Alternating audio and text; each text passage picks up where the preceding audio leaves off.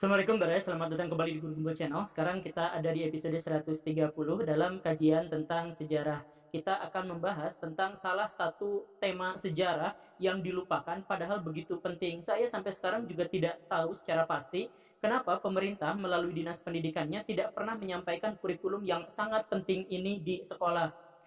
Tema ini adalah salah satu tema dari requestan Baraya di bawah karena banyak sekali yang meminta saya untuk bahas tema-tema sejarah. Nah, sekarang saya akan sampaikan tentang tradisi bahari di Indonesia. Baraya begini, sebelum kita lanjut, saya ingin menyampaikan bahwa masalah orang Indonesia dari zaman dulu sebelum kenal Indonesia sampai sekarang, masalahnya adalah sama. Satu di antaranya adalah bahwa orang Indonesia itu tidak suka membaca dan tidak suka menulis. Jam baca kita kurang dan karya tulis kita juga jauh lebih kurang lagi. Bahkan dosen dan profesor pun jarang menulis. Nah, dampaknya adalah kita tidak memiliki sejarah. Sejarah itu bisa diakui kalau dia tertulis. Nah, walaupun Indonesia memiliki kebudayaan yang sangat luhur di masa lampau, tetapi tidak diakui oleh dunia, bahkan hampir tidak diketahui, karena orang-orang Indonesia tidak pernah mencatatkan kehebatannya dalam sejarah. Bahkan catatan-catatan yang terbaru misalkan tentang Majapahit. Majapahit itu adalah salah satu kerajaan terbesar di Nusantara yang ironisnya hampir tidak memiliki catatan tertulis. Cuma dua kitab saja, itu pun penuh dengan mitos. Dalam tema sejarah bahari sekarang, saya akan sampaikan kepada Baraya, mohon di-share bahwa kita memiliki peradaban agung di masa lampau. Ayo kita mulai.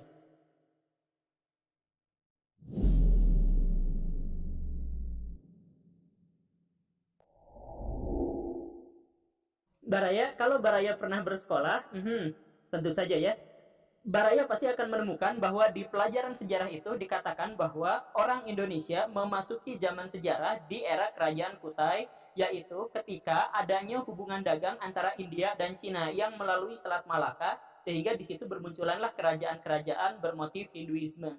Begitu kan? Nah, sebenarnya ini memiliki sebuah paradoks besar, Baraya, yang jarang disadari banyak orang. Baraya sadar gak bahwa orang Cina itu tidak memiliki semangat bahari yang memadai. Mereka baru bisa bikin kapal yang bisa melayari samudra itu sekitar abad ke-10 pas zaman dinasti Sung. Jadi sebelum itu mereka hanya berlayar di sungai atau berlayar di pesisir dengan kapal-kapal yang ala kadarnya. Kemudian kita masuk ke India. Di India bahkan lebih mengerikan lagi karena India itu adalah kebudayaan darat, kebudayaan orang-orang yang sangat takut pada laut. Baraya pernah baca epik Ramayana misalkan. Nah, Sri Rama dikatakan di sana ketika dia mau ke Sri Lanka, ke Alengka, itu alih-alih berlayar dia memilih untuk bikin jembatan. Kenapa? Karena dalam tradisi orang India, laut itu adalah wilayah yang kotor yang sebaiknya dihindari. Mereka berpikir bahwa puncak gunung itu adalah tempat para dewa. Semakin tinggi, semakin dekat kepada kebajikan. Sedangkan semakin bawah, itu semakin jauh dari kebajikan. Makanya laut, tempat terendah itu dikatakan sebagai sumber dari setan segala macam yang jelek-jelek. Maka sebisa mungkin orang-orang India itu tidak berlayar. Maka kalau dulu waktu Baraya sekolah, kan ada pernyataan. Salah satu teori tentang masuknya Hinduisme ke Indonesia adalah teori Brahmana, yang menyebutkan bahwa yang menyebarkan agama Hindu di Indonesia itu adalah para Brahmana. Tetapi teori Brahmana itu punya kelemahan, yaitu dikatakan bahwa para Brahmana itu secara tradisi tidak boleh nyebrang lautan atau tidak boleh pergi ke tempat yang jauh. Begitu kan? Nah, disinilah paradoksnya. Kalau orang Cina tidak memiliki budaya bahari, budaya maritim, karena mereka takut sama kekuasaan Raja Naga Laut Timur, dan kalau India juga tidak memilikinya, lalu apa yang menghubungkannya? Nah, orang-orang jarang sekali mempertanyakan hal ini. Guru-guru sejarah juga tidak pernah membahas hal ini. Kan ini paradoks. Ini adalah salah satu hal yang menjadi celah besar tentang betapa terpuruknya sejarah Indonesia. Orang-orang Indonesia sendiri tidak mau melihat bagaimana keagungan sejarah di masa lampau. Sebenarnya bukan kebudayaan Nusantara itu muncul gara-gara perdagangan antara India dan Cina, tapi semangat bahari orang-orang Nusantara lah yang menghubungkan antara India dan Cina. Maka disebutlah oleh Hornell bahwa orang-orang Indonesia itu 500 tahun sebelum Masehi, mereka sudah berinteraksi dengan orang-orang India dan orang-orang Sri Lanka. Bahkan ketika Hindu belum menjadi Hindu yang kita kenal sekarang.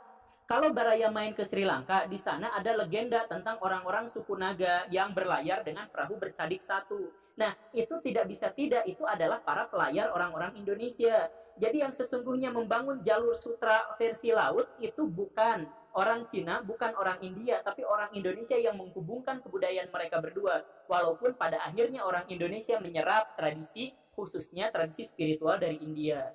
George Huraini, dia adalah seorang ahli sejarah Arab. Dia menyebut bahwa pelaut-pelaut Arab itu sudah sejak 1 abad sebelum Masehi sudah main ke India.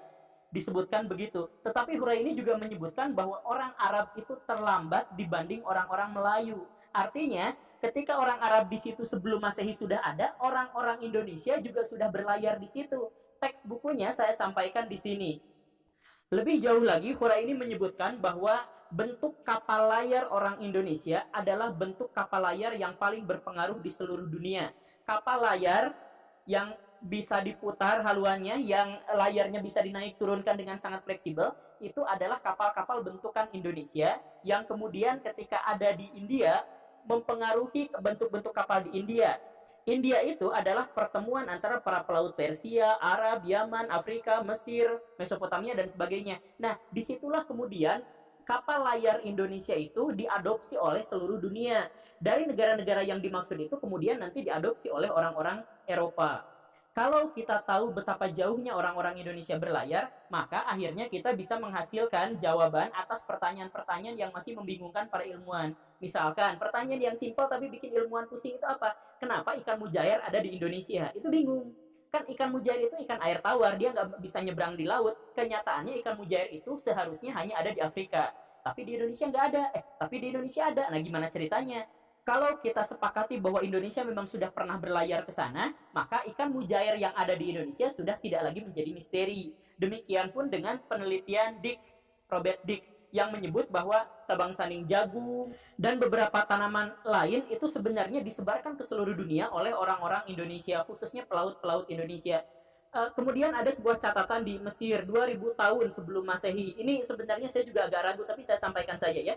2000 tahun sebelum Masehi ada sebuah catatan bahwa orang-orang Mesir kuno mendapatkan beberapa komoditas. Di antaranya adalah rempah-rempah, cengkeh, cendana, emas, dan sebagainya. Itu didapat dari sebuah negeri yang masih tidak diketahui negeri apa itu. Sampai Giorgio Buccellati menemukan bahwa di Mesopotamia ada sebuah kendi kuno yang di dalamnya ada fosil cengkeh.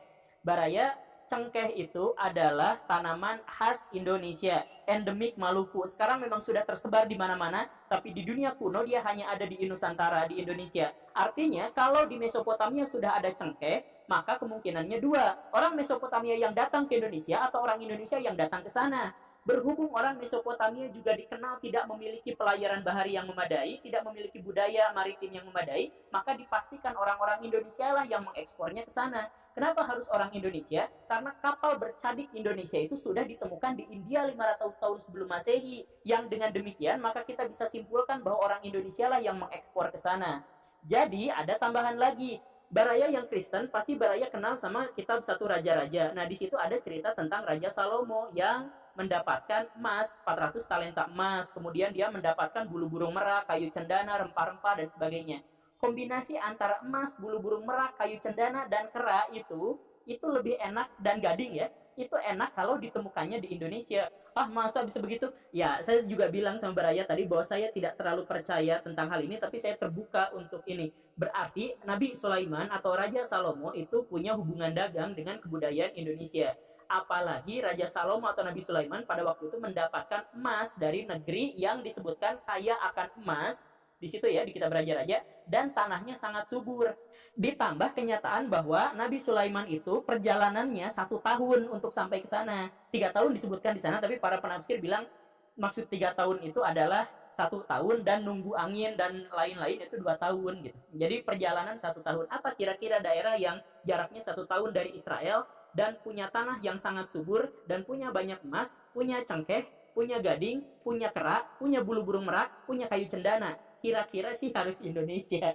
Nah, sekarang kita datang ke Cina. Di Cina itu ada seorang Wancan, dia menceritakan bahwa orang-orang Jawa sudah terbiasa untuk berlabuh di pelabuhan-pelabuhan Cina. Kapan itu? Di masa dinasti Han. Dia menuliskan dalam bukunya, dalam catatannya yang diberi judul Hal-hal Aneh dari Selatan. Dia menyebutkan bahwa orang-orang dari selatan itu diberi nama orang-orang Kunlun, yang datang ke Cina dengan kapal yang sangat modern, sangat canggih. Kapalnya layarnya bisa diputer-puter, kayunya sangat kuat dan lain sebagainya. Orang Cina tetap tidak mau berlayar sampai akhirnya berabad-abad kemudian mereka mengikuti dan kemudian memodifikasi konstruksi kapal yang ternyata diketahui sebagai kapal Jong Jawa. Oliver Walter, seorang sejarawan, juga menduga bahwa sejak abad ke-5 Masehi, orang-orang Cina dan orang-orang India itu ketika berdagang, mereka tidak sungguh-sungguh berdagang, tetapi mereka menggunakan jasa orang-orang Nusantara. Maka dia sebut terindikasi kuat bahwa para pedagangnya, ojolnya, itu adalah orang-orang Nusantara. Nah, sekarang saya punya rekomendasi buku ini di Cred. Dia awalnya penasaran pas main ke Madagaskar, kok bentuk mukanya gini. Kemudian pas ngobrol-ngobrol, dia menemukan ada banyak kesamaan bahasa yang ia juga temukan di wilayah Nusantara. Maka setelah ditelusur-telusur, diketahuilah bahwa bukan hanya bahasa Madagaskar yang sama dengan beberapa wilayah di Nusantara, tapi hal yang lain, alat musik. Alat musik yang semacam kolintang itu di sana juga ternyata ada. Kemudian dia baru nyadar, baru ngeh pas lihat rumah. Ternyata rumah orang Madagaskar mirip sekali dengan rumah Joglo. Dan setelah Dick itu ngobrol sama warga di situ, mereka nanya, tahu nggak Indonesia, tahu nggak Indonesia? Sebagian orang-orang Madagaskar bilang bahwa Indonesia adalah leluhur kami. Jadi mereka itu adalah keturunan dari para pelaut di Nusantara yang entah bagaimana memilih tinggal di sana. Ya, sekarang orang-orang Madagaskar udah campur dengan orang-orang Afrika, tapi orang-orang Afrika itu pendatang. Yang pertama datang ke sana itu adalah orang-orang Nusantara. Nah, masalahnya adalah sejak kapan? Kemungkinan sejak zaman Sriwijaya. Kalau sejak zaman Sriwijaya artinya abad ke-8-an lah ya, abad ke-9. Nah, artinya orang-orang Indonesia sudah berlayar jauh sampai Madagaskar. Ketika kemudian Robert Dick ini berpikir lagi dan melakukan penelusuran lagi, dia lebih kaget lagi karena pengaruh Jawa, pengaruh Nusantara itu bukan hanya ada di Madagaskar, bukan hanya ada di Afrika, bukan hanya ada di Ghana yang kemudian dia ketahui juga, tapi hampir di seluruh dunia. Ini agak kontroversial, tapi akan saya sebutkan. Robert Dick berani menyebut bahwa ada kemungkinan, ada indikasi kuat bahwa pelayaran orang-orang Indonesia sampai ke benua Amerika, sampai ke benua baru. Saya agak sangsi dengan pernyataan ini, tetapi kemudian kita juga menemukan fakta bahwa Hawaii, tahu ya, pulau di Pasifik itu salah satu teori menyebut bahwa Hawaii itu adalah Jawai. Kan J itu sering disebut H ya dalam beberapa pengejaan gitu. Misalkan Jose jadi Jose gitu kan, J itu H gitu ya. Nah, Hawaii itu artinya adalah Jawa kecil, Hawaii gitu. Karena orang-orang Hawaii juga memiliki postur tubuh yang identik dengan orang-orang Jawa. Nah, sampai sejauh itu kita anggap ini adalah cocokologi, tetapi ada sebuah fakta yang tidak terbantahkan, yaitu Alfonso de Albuquerque. Baraya tahu ya, biasanya guru sejarah nyebut di sekolah Alfonso de Albuquerque melakukan pelayaran dan menaklukkan Malaka pada tahun 1511. Hafalin ya, nah gitu ya. Nah, Alfonso de Albuquerque itu dikenal luas oleh guru sejarah Indonesia. Tetapi sedikit sekali yang pernah mengetahui bahwa dia pernah menulis surat pada rajanya, Raja Immanuel. Saya sudah menaklukkan Malaka, bla bla bla bla bla, dan saya sudah bertemu dengan para pelayar Jawa, bla bla bla bla bla, dan saya menemukan di peta, ini pengakuan ya, pengakuan Alfonso de Albuquerque. Saya menemukan peta dari orang-orang Jawa bahwa Portugal itu sudah ada di peta Jawa. Selain Portugal, juga Tanjung Harapan, Cina, Jepang, itu sudah ada di peta Jawa. Lebih mengerikannya lagi, ini laporannya di situ disebutkan Brazil. Brazil ada di peta Jawa. Robert Dick menyebutkan seperti itu, dan kemudian dalam catatan surat Alfonso de Albuquerque juga menyebutkan seperti itu. Kan jadi galau. Alfonso tidak terkejut, tetapi pelayar-pelayar Portugis awalnya ketika dia sampai ke Tanjung Harapan, Afrika Selatan, mereka terkejut karena mereka menemukan banyak sekali orang-orang berkulit coklat. Ketika ditanya, kamu orang mana? Kami orang Jawa. Ketika pelaut-pelaut Portugis itu sampai ke Indonesia, mereka baru sadar, tuh bener kapal-kapal seperti itulah Jum Jawa yang pernah saya temukan di Tanjung Harapan gitu. Jadi di Tanjung Harapan ketemunya 1-2 kapal gitu. Oh, dari Jawa. Mereka nggak tahu Jawa itu apa. Tapi pas sampai ke Malaka, banyak kapal-kapal bentuknya seperti ini di sini. Jawa yang dimaksud bukan benar-benar Pulau Jawa ya. Kadang-kadang Kalimantan bagian selatan juga itu disebutnya Jawa. Kesaksian tentang betapa berwibawanya armada-armada Indonesia juga ditemukan dalam catatan Giovanni dari Empoli. Dia menyebutkan bahwa kapal Jung Jawa itu sedemikian besar dan demikian kuatnya. Dia menyebut itu adalah benteng yang mengapung di lautan. Jadi kapal-kapalnya itu sedemikian keras sampai mampu menahan serangan-serangan artileri, dalam hal ini meriam. Jadi dibombardir pakai meriam, itu kapalnya kuat. Nah, kapal ini juga itu jauh lebih besar dari kapal terbesar yang dimiliki oleh Portugis. Kira-kira sekitar 3 kali lipat lebih besar. Bobotnya kisaran 1.000 sampai 2.000 ton. Ini adalah kapal yang paling besar di zamannya. Giovanni juga menyebutkan bahwa Kekaisaran Cina itu mengizinkan semua kapal untuk berlabuh di pelabuhan-pelabuhannya kecuali kapal Zhongjawa. Karena kapal ini demikian besar, demikian kuat. Kalau kapal ini berlabuh, dikhawatirkan bisa menaklukkan sebuah kota. Bahkan satu kapal Zhongjawa itu bisa menghabisi 20 kapal Zhong Cina sekaligus. Nah, kapal inilah yang kemudian menginspirasi dinasti Song untuk membuatnya, walaupun tetap tidak sebaik kapal Jawa karena bahannya bukan jati. Jadi kalau Baraya tahu Laksamana Cheng Ho itu kapalnya sedemikian besar, itu ada kabar juga bahwa kapal itu dibuatnya di Semarang, bukan di Cina. Kenapa orang-orang Indonesia memiliki tradisi berlayar yang luar biasa seperti itu? Karena Indonesia itu berbentuk kepulauan, maka kita tidak akan menemukan wilayah yang lain yang memiliki tradisi berlayar yang sebaik Indonesia. Kan Indonesia itu untuk datang dari satu pulau ke pulau yang lain juga harus berlayar. Kemudian ini tempat latihan yang enak. Mau ke tempat badai ada, yang daerah badai kayak selatan Jawa gitu kan banyak badai gitu ya. Nah, mau yang ramah gitu kayak Laut Jawa, yang utara Jawa itu kan ramah lautnya. Jadi semua medan untuk berlatih berlayar itu orang-orang Indonesia sudah memilikinya dan sudah terbiasa. Suku Bajo yang tadi disebutkan itu di masa lampau adalah suku yang tidak pernah mendarat. Dia lahir di sana, mati di sana. Di sana yang dimaksud di laut, di perahu. Jadi mereka hanya turun ke darat untuk berinteraksi dengan suku-suku lain. Dan orang-orang Bajo dikenal sebagai orang yang bisa beradaptasi di semua kondisi lingkungan. Nah, setelah kita membahas begitu agungnya kekuasaan maritim Nusantara di masa lalu, kita bertanya, kenapa sekarang tidak terjadi seperti itu?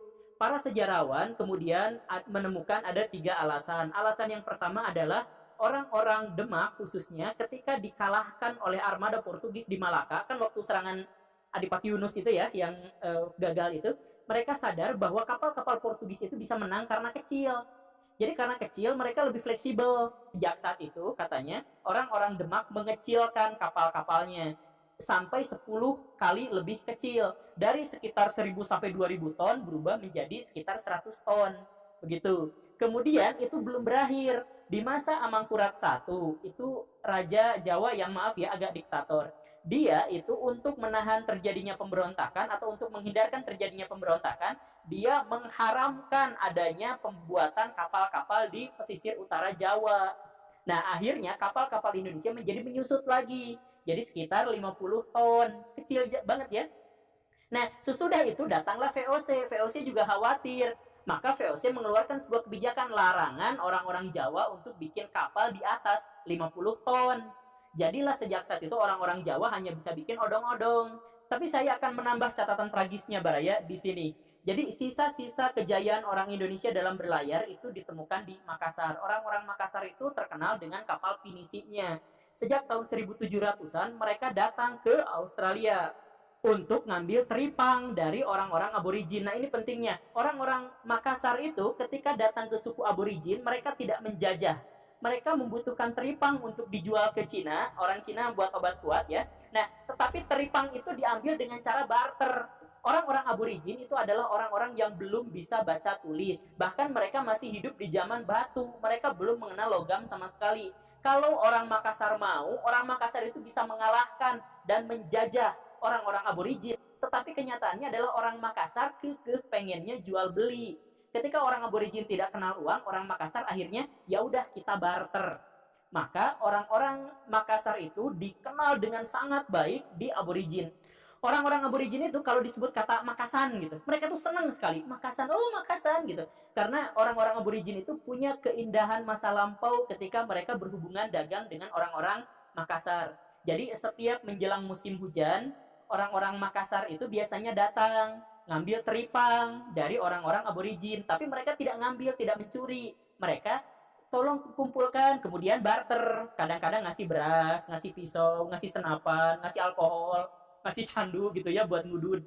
dan lain sebagainya, pokoknya mah barter. Nah, ini terjadi selama 1,5 abad. Jadi hubungan antara orang Makassar dengan orang aborigin itu sangat akrab.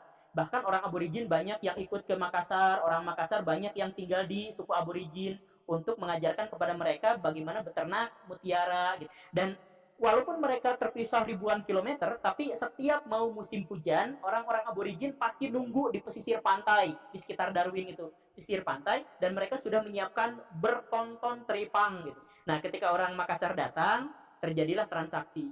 Itu adalah masa-masa yang paling indah untuk suku aborigin sebelum negara api menyerang.